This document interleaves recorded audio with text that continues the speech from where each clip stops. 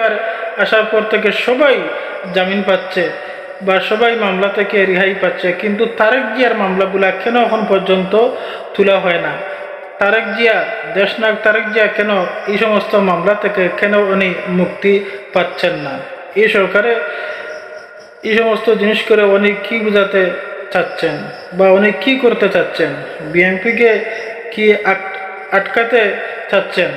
আসসালামু আলাইকুম ওয়া রাহমাতুল্লাহ। প্রিয় দেশবাসী, আশা করি সবাই ভালো আছেন। আলহামদুলিল্লাহ। দেশ বিদেশ থেকে যারা এই ভিডিওটি দেখতে আছেন সবাইকে আমার অন্তর থেকে জানাই ভালোবাসা। প্রিয় বন্ধুগণ, আমি কিছু কথা বলবো বলে ভিডিওতে আসা।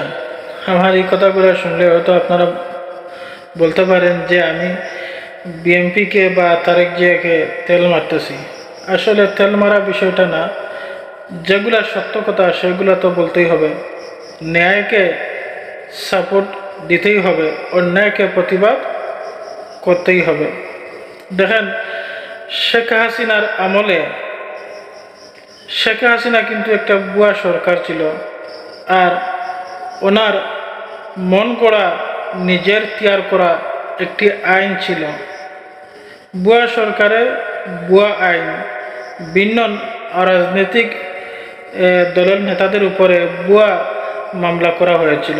যেই সমস্ত শেখ হাসিনা আমলে ভিন্ন রাজনৈতিক দলের নেতাদের উপরে যেই সমস্ত ভুয়া মামলা হয়েছিল, সবাই আলহামদুলিল্লাহ এক এক করে করে সবাই জামিন পাচ্ছে বা সবাই এই সমস্ত মামলা থেকে রেহাই পাচ্ছে।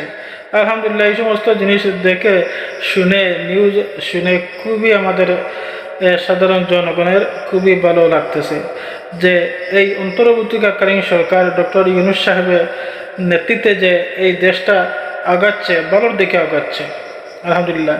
তবে দেখেন, এই জাতির কাছে, এই দেশের জনগণের কাছে আমার একটি প্রশ্ন। আসলে সবই দুঃখের বিষয় হচ্ছে যে শেখ হাসিনা ছিল একটা ভুয়া সরকার, ওনার ভুয়া আইন ছিল। যে শেখ হাসিনা যেই সমস্ত আমাদের দেশ নায়ক তারেক জিয়া ওনার উপরে যেই সমস্ত ভুয়া মামলা করেছিল, যে 4 কোটি 5 কোটি 10 কোটি টাকা এই সমস্ত ভুয়া মামলা করা হয়েছিল, এই সমস্ত মামলা থেকে কেন তারেক জিয়াকে রেহাই দেওয়া হয় না? কেন এই সমস্ত মামলা থেকে রেহাই দেওয়া হয় না? কেন এই মামলাগুলো তোলা হয় না?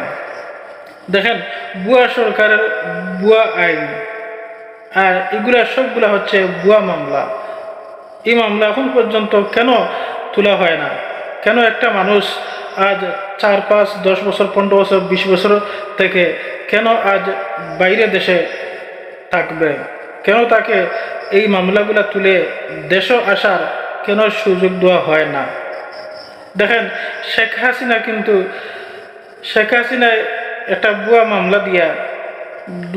মামলা দিয়েছিল বা চেয়েছিল ওনাকে ফাঁসি কাস্টে তুলতে অথবা শাস্তি দিতে, কিন্তু পারে নাই। উনি তার আগে দেশ ছেড়ে বাইরে চলে গেছিলেন। আর এই সরকার আসার পর থেকে সবাই জামিন পাচ্ছে বা সবাই মামলা থেকে রেহাই পাচ্ছে, কিন্তু তারেক জিয়ার মামলাগুলা কেন এখন পর্যন্ত তোলা হয় না? তারেক জিয়া, দেশনায়ক তারেক জিয়া কেন এই সমস্ত মামলা থেকে কেন উনি মুক্তি পাচ্ছেন না? এই সরকারে এই সমস্ত জিনিস করে উনি কি বোঝাতে চাচ্ছেন বা উনি কি করতে চাচ্ছেন?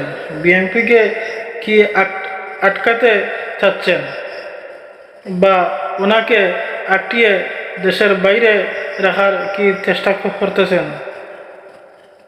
তাহলে সব দলের নেতাদের মামলা থেকে রেহাই পাচ্ছে, আর আমাদের দেশনায়ক তারেক জিয়া কেন ওনার ভুয়া মামলা থেকে এখন পর্যন্ত তিনি কেন রেহাই পান না? কেন এই মামলাগুলা তোলা হয় না? ভুয়া সরকারের আবার ভুয়া আইন। এটা দেখেন, শেখ হাসিনা যে যতগুলা হামলা করেছিল তারেক জিয়ার উপরে, যে 10 কোটি 5 কোটি 8 কোটি 5 কোটি টাকার জন্য, শেখ হাসিনা ছিল শত শত কোটি কোটি টাকার জনগণের মেরে দিয়েছে। এগুলা টাকার হিসাব কোথায় যাবে? যে শেখ হাসিনা যে সমস্ত ভুয়া মন্ত্রীরা, এমপি মন্ত্রীরা এরা যেন গরিবের শত শত কোটি কোটি টাকা আত্মসাৎ করেছে, এগুলো টাকার হিসাব কে দেবে? আর মাত্র 4-5 কোটি টাকার জন্য যে সমস্ত ভুয়া মামলা করা হয়েছে, এগুলা মামলা এখন পর্যন্ত কিভাবে চলে? এগুলা মামলা কেন রেহাই দেওয়া হয় না এই মামলা থেকে থাকে? আর যারা আসল ডাকাত, প্রকাশ্যে চুরি ডাকাতি করে গেছে, তাদের বিচার হচ্ছে না। আর যে ভালো মানুষ কোনো দোষও করে নাই, দেখেন তার মামলা এখন পর্যন্ত তোলা হয় না। আসলে খুবই দুঃখের বিষয়।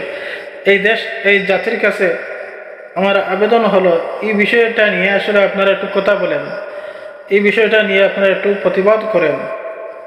সম্মানী মানুষের সম্মান রাখতে হবে। আর উনি যদি সঠিক অপরাধী হন, তাহলে অবশ্যই ওনার যেন সঠিকভাবে বিচার করা হয়। আর উনি যদি অপরাধী না হয়ে থাকেন, তাহলে ওনার মামলা থেকে যেন অতি তাড়াতাড়ি তারেক জিয়াকে মুক্তি দেওয়া হয় এবং তাকে দেশে আসার সুযোগ দেওয়া হয়।